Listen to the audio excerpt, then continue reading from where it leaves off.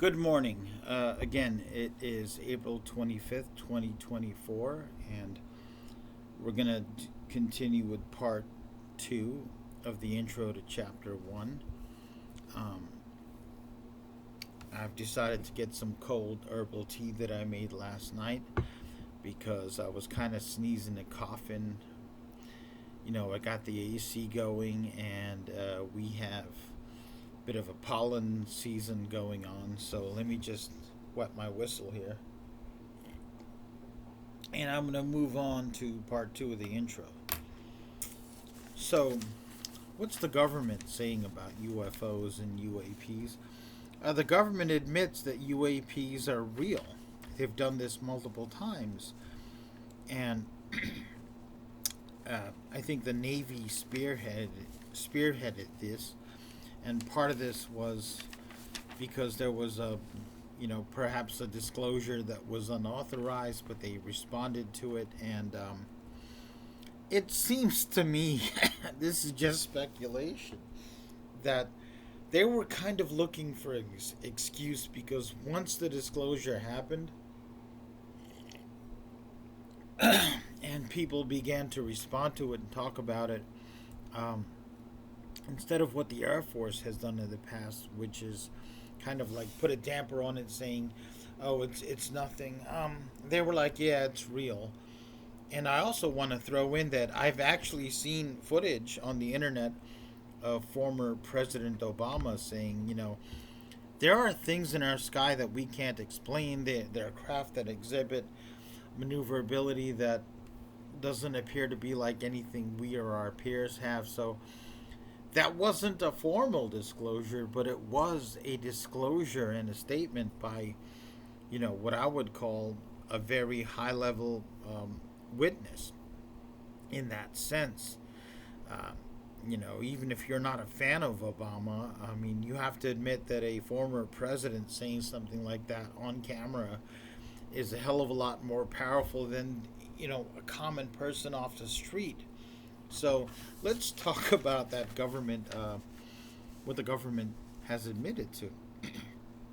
It's admitted that there are craft that exhibit amazing speed and maneuverability in ways and fashions that none of our aircraft can do, and they appear intelligently guided in that they respond to attempts at our aircraft to approach them, track them, and so on and so forth, and they appear to respond to communications.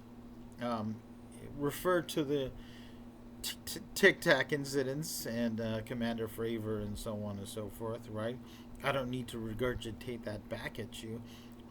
If you're watching this video, it's probably because you have an innate interest in the topic and you've absorbed this information, right? They are transmedium craft, at least some of them. They appear to go from underwater to in the air to low orbit and back in at speeds which would pretty much tear apart even the most robust of our aircraft, and would certainly turn any human being in them into jello in the absence of something that would cushion them from that acceleration, right?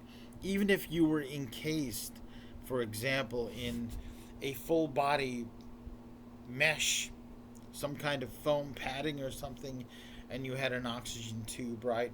And so your whole body was cushioned. If you accelerate fast enough, your internal organs begin to tear loose. Um, your blood pressure, might spike. There's so many things that could go wrong, even in a perfectly cushioned environment, if the acceleration is fast enough. And certainly, if you're accelerating at an incredible speed and you come to a sudden stop like these things do, right? Even if you're not doing Mach 10, if you were doing Mach 5 and you would come to a sudden and absolute stop like these things seem to, you would damage your internal organs and certainly your brain. I mean, I do martial arts, and many of you may have looked at my martial arts videos. You know that if you take a blow to the head, the head begins to accelerate, but the brain lags a little bit behind. And then when the head stops, the brain continues, and it knocks around inside your brain case. That's how you get concussions, right? And that's at the slow speed of a fist. I mean, think about Mach 10 and 11, like some of these things appear to go at, and even faster, right? These are not normal flight capabilities of any nation on this planet. And they appear to have no visible propulsion, no jet exhaust, no heat signature, no. For example, if you're hovering over the water in an object, there has to be some kind of force being exerted on the water, and if you're low enough, you're going to see a disturbance in the water like you do with helicopters or perhaps with a Harrier jump jet, although Harriers are not in the habit of getting low across the water and just hovering.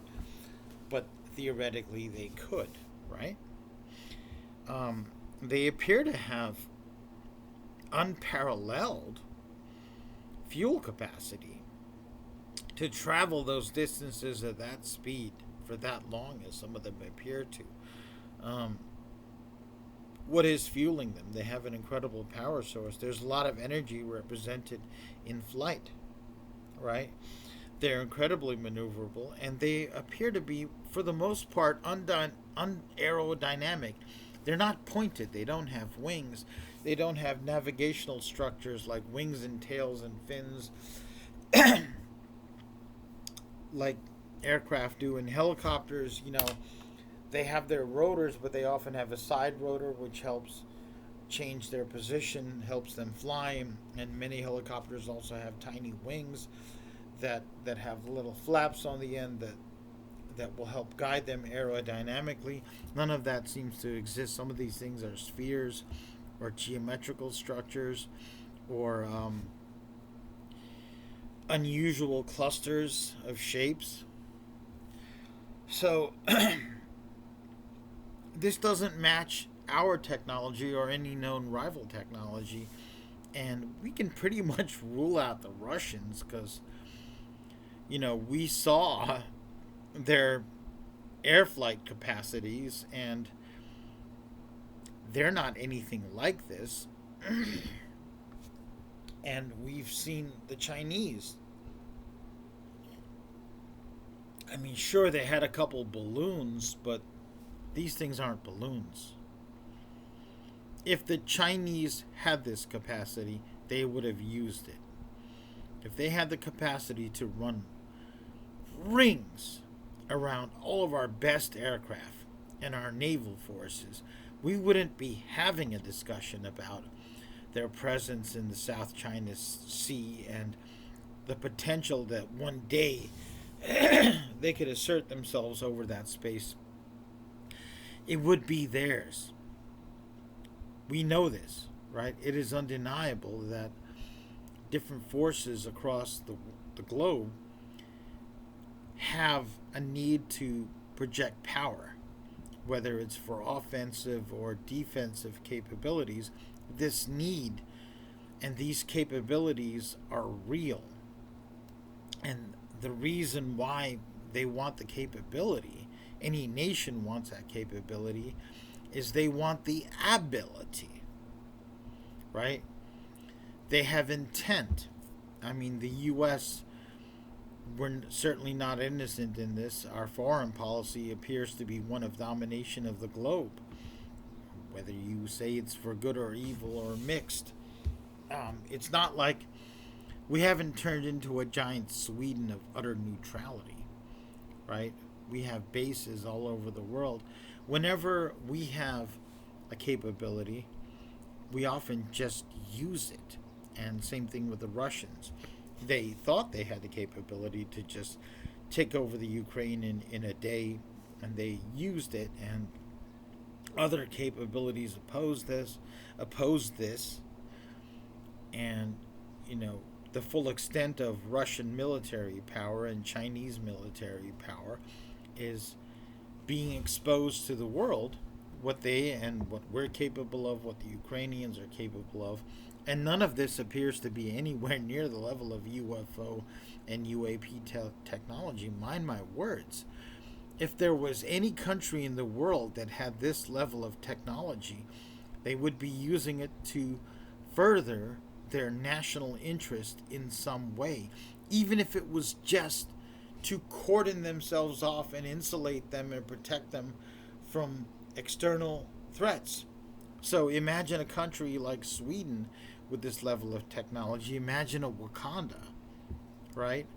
If they had the ability to neutralize air power all over the world, I mean, they would have let that be known.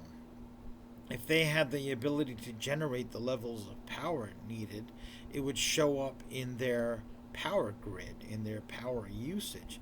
They would certainly have no problem getting into space and exploiting all the resources there.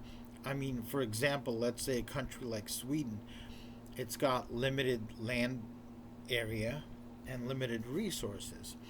And, they have their mines, they have their farms. But if you had this level of technology, you could send people all over the solar system, gather up all the resources, you could build orbiting habitats, you would create more living space, more agricultural capacity, and you would certainly be able to tell the world, well, we can neutralize your nuclear defenses, your air capacity, your nuclear capacity, your naval capacity. Leave us alone, even if you weren't hostile, because we have a lot of hostile action on this planet. This planet is a very hostile planet. And the hostility comes from people to people, and from people to other species, and from people to the environment, right? So, at the very least, using this technology and exhibiting it is in your national interest to show people do not threaten us. And quite frankly, even a neutral nation outnumbered so much by so many armed and belligerent nations, it's probably in their best interest to take over the planet, if only just to make it safe for them. I mean, people are people, right? And we don't see any of that. We don't see any nation even approaching this level of flight capacity, power capacity, space technology, so on and so forth, right? So we need to investigate this. The scientific method and the scientific mainstream should be pointed and incentivized financially to investigate this. Here's why. First of all, it is a navigational hazard to not just global air flight, but also global shipping because of all the maritime activity. I mean, you've seen what happened with, some lightly armed and equipped militants like the Houthis in Yemen. I mean, there's a global response to it, right? Because it affects the global navigation on the ocean. Same thing in the skies. If there's something out there doing this, we need to investigate it with the full brunt of scientific inquiry. Secondarily, it's a national security issue, and I would say it's a global security issue because any non-member of any, they're not part of what used to be the Warsaw Pact. They're not part of NATO. They're not part of any Chinese alliance or Russian alliance, whatever this is. But it yet appears to move with impunity and with vast superiority in air, land, sea, and space. We need to, at the very least, investigate what this is. Not investigating it is dangerous. And finally, they appear to be very closely monitoring nuclear facilities and aircraft carrier task forces, and that could be seen as hostile. I mean, we have things that we say this is secure. You're not allowed to be there. If you go there, you're trespassing.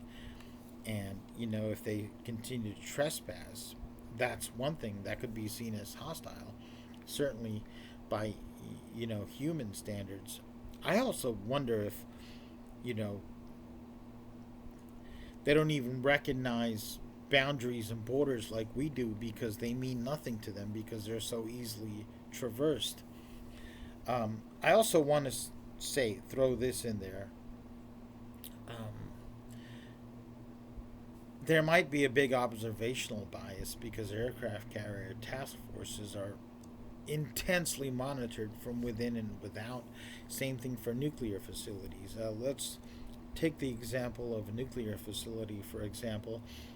There is satellite monitoring, there's radar on the ground, there's cameras on the ground, there are security forces, human beings there. Um, there's probably also regular monitoring flights because, the military has a big interest in keeping these things secure. And let's talk about aircraft carrier task forces. These are among the most heavily monitored spaces that exist. There are submarines underneath patrolling and using sonar, and also their physical presence. Of course, all the ships in the aircraft carrier task force, all of them, not just the aircraft carrier, have cameras. They have both regular cameras and infrared. They have radars. Every ship has a radar. Every ship probably also has sonar because of the threat of submarines. They also have observers. Then, on top of that, the aircraft carrier task force itself has a multitude of aircraft, both helicopters and jets, who regularly patrol and have to regularly patrol each jet. Oftentimes, they have two people inside, a pilot and a co pilot. They have their eyes, they have their cameras, they have their infrared. They too have radar, right? And then, let's not forget that they are monitored by satellite 24/7. They have to be. All right, because it is a nuclear asset and a huge military asset. So if these things fly around the ocean, they're more likely to be observed around an aircraft carrier, and if they like flying over land, they're more likely to be observed around military bases and especially nuclear facilities. So that may be a bit of an observer bias. They may be even more active elsewhere, but there's nothing to look at them. And yet the activity may be there. So bear that in mind. I'm not discounting their presence there and what their intent may be. I'm just expanding upon our the possibilities that may exist within this, right? Um, Now, the different armed forces have responded differently. The Air Force has always either mocked and minimized this stuff or just not talked about it, whereas the Navy appears to be really leading the charge. The Space Force is conspicuously absent in this. They are part of the Air Force, or they have kind of have a relationship to the Air Force as the Marines does to the Navy. The Marines is its own independent branch, but it is also a division of the Navy. It's an interesting. I was in the Marine Corps. Navy people like mocking Marines. Oh, you're just a department of the Navy, and we like to say, yeah, the men's department. Um, they don't like that. And the Space Force has a similar relationship to the Air Force, but they're mostly focused on threats, potential threats to the nation originating on Earth and then possibly going through space as a vector and then coming back down to threaten us. Things like missile launches, space launches. They're not necessarily focused on extraterrestrial threats because, according to mainstream knowledge, there is no confirmed extraterrestrial activity and or threat. I hope to change that.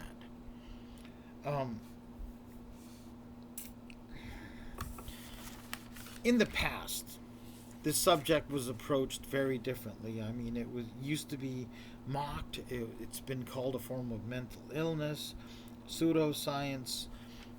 I've always I've had a friend of mine say, well, how come it's always some goober somewhere out in the middle of nowhere, some redneck, some drunk redneck. And that's actually not true. That's a mischaracterization. That is a falsehood. Because the extent of witnesses run the gamut, but there are, in my opinion, a huge proportion, perhaps a disproportion, of people that are trained pilots, observers, radar crews, active duty and reserve military personnel involved in things like air defense, involved in things like security forces and nuclear security, right? There's been a continuous stream of this. Pilots spot them all the time.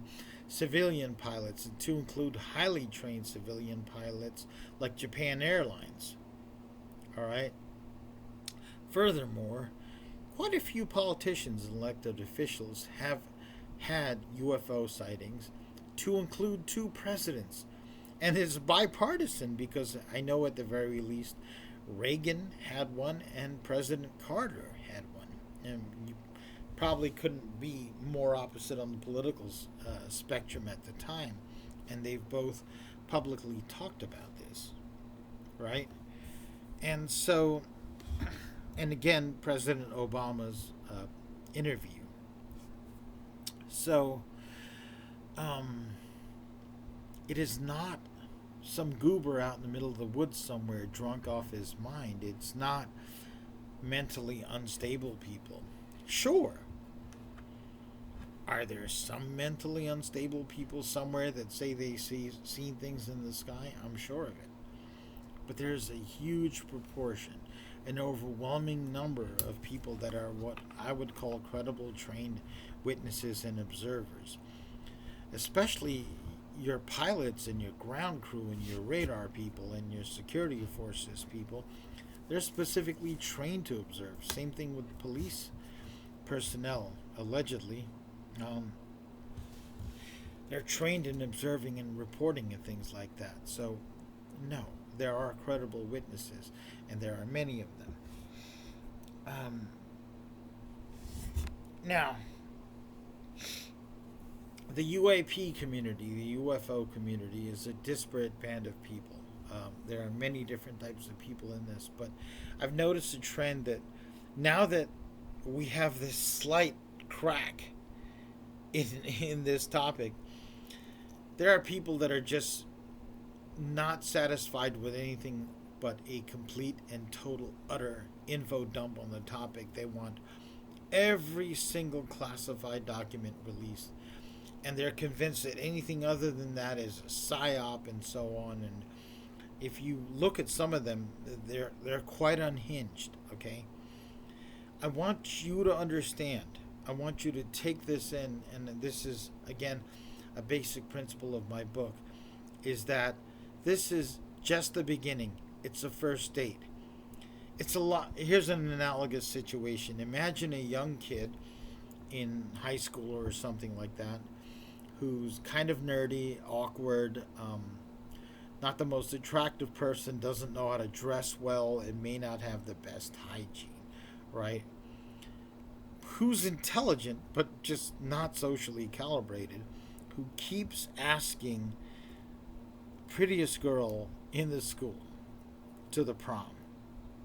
And she's got suitors and dates lining up all around her. But he keeps asking. He's so persistent. And, maybe he learned how to brush his teeth and bathe regularly. Maybe, somebody gave him some advice. You should get some new clothes or whatever, right? And he's a little bit more presentable right now. And at some point, she's like, just out of sheer persistence, he just keeps persisting. And she's like, fine, I'll go out with you. I'm not going to the prom with you. I'll go out with you in public. And so he has the first date of his life, and it's with the beautiful girl that everybody wants. And immediately on the first date, he's like, okay, so after this, we're going to go home. And he describes all the sex acts he wants to do with her. And then we'll get married, and, we'll move to this state. And, he wants to take this relationship from the first date all the way here to domestic and pornographic fantasy levels. Folks, that's not going to happen. This is your first date. You need to be well groomed, respectful, well spoken, kind, sympathetic, all these things. Before you even get a little bit further, if you want even not just a second date, if you want the girl to just talk to you the next day and not hate you. All right, this is not going to happen overnight. It may not even reach its fruition in your lifetime. You need to be patient, and you need to think and calculate and plan and intelligently come up with strategies to communicate about this to the public, to your elected officials, because they view you as the weird, unattractive, unwashed, weirdly dressed social outcast kid. Many of them perceive that they have everything to lose and nothing to gain by engaging with you in this topic, and you could make it worse by the way you act. All right. Now, running out of time here. I don't know if this file is too big to upload, but well, what I'm gonna do is in the next video, I'm gonna at the very least cover the beginning of the disclosure, what's happening right now in terms of disclosure and congressional hearings. I'm going to talk a little bit about the Galileo project, and I'm going to talk about how not to talk about this before I even get to how we could be talking about this. So this has been fun, and I hope you come back. I really wish I had a publisher for this book, but I think this is the only way I'm going to be able to make my statement to the public. And I hope you all have a nice day, and I hope to see you again in the next video.